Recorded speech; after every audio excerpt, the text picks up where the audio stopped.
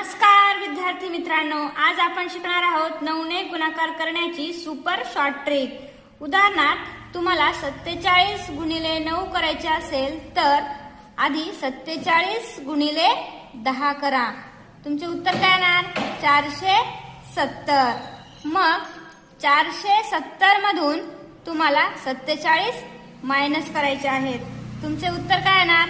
423। 423 हे तुमचे फायनल उत्तर।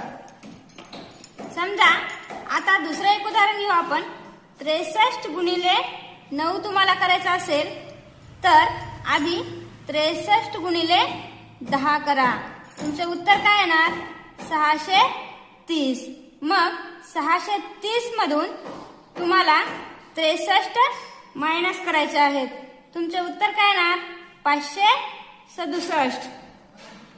कोणत्याही संख्येला 9 ने गुणायचे असेल तर त्या संख्येला आधी 10 ने गुणा आणि त्यातून तीच संख्या वजा करा।